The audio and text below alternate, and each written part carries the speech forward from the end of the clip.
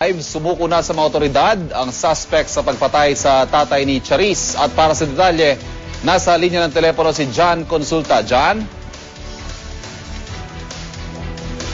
Consulta. Yes, go Ivan, ahead. hawak na ngayon ng mga otoridad itong suspect na si Angel Capili, ang pumatay ng araw dito sa ama ni Charis Pempenco na si Ricky Pempenco. 1:30 nang sumuko ito sa isang barangay captain sa Bacoor, Cavite. At mula doon ito ay sinundo ng isang boy at sinatid diretso dito sa bahay ng alkalde ng General Trias Cavite.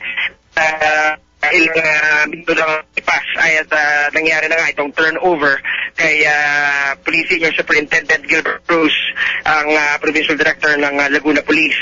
At sa ngayon, sa ating pinakahuling impormasyong nakuha mula sa kanya, idediretso na ngayon itong si Angel Capili dyan sa Camp Crame para maiharap sa mga mataas na opisyal ng Interior Local Government o DILG at iba pang opisyal ng PNP.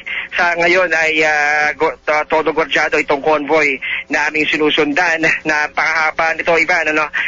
Mahigit 10 sasakyan ang nakasunod ngayon dito sa convoy at ilang ay naasahan na wala siguro isang oras ay darating kami dyan sa bahagi ng Camp Crame. So yan muna ang latest mula rito sa Cavite. Balik sa iyo, Ivan. Yes, John, linawin lamang natin, medyo choppy yung linya mo kanina. Sumuko siya sa isang barangay captain dyan sa Bacoor at itinurn over siya sa mayor ng Bacoor, tama ba? Negative, Ivan.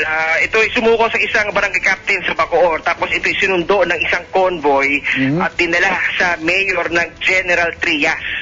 General Trias. Okay. So ngayon nasa kustodiya na siya ng pulisya at papunta na ng Campo Crame. That's right, Ivan. At ito binabantayan ngayon ng napakahabang convoy. At ang tanging hiling lang nito, Ivan, na ipinahayag nga dito sa feeler na kanyang nauna nang inihatid sa PNP na sana ay maingatan daw ang kanyang matiyak ang kanyang seguridad at magkaroon daw ng patas na trial sa kanyang kaso, Ivan. At nauna nga sa pagsukong yan dyan, ang alam natin umabot sa 200,000 ang pabuya na patong sa ulo ni Capili, tama ba? Tama yun, Ivan. Ito'y tumaas matapos nga magdagdag ng 100,000 piso si Laguna Governor E.R. Ejercito.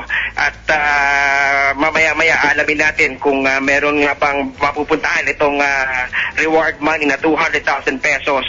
Kung merong, dahil ang pinakasitwasyon ngayon, Ivan, sumuko So malalaman natin kung meron pa rin bang recipient, kung doon sa mga tumulong na sa suspect, kung sa kanila pa mapupunta, mamaya-maya bibigay natin detalye niyan, Ivan. Jan, panghuli na lang, may kasama bang abogado si Capili nang siya'y sumuko?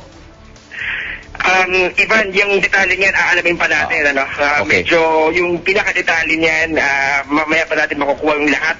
At, pero basta sa ngayon, ang sigurado, hawak na ng mga otoridad itong suspect na si Angel Capili, Ivan. Maraming salamat sa ulat na yan, John Consulta. At sa ulat po ni John Consulta, nabanggit nga niya na sumuko na po ang suspect sa pagpatay sa ama ni Charis Pempenco na si Angel Capili. At yan po.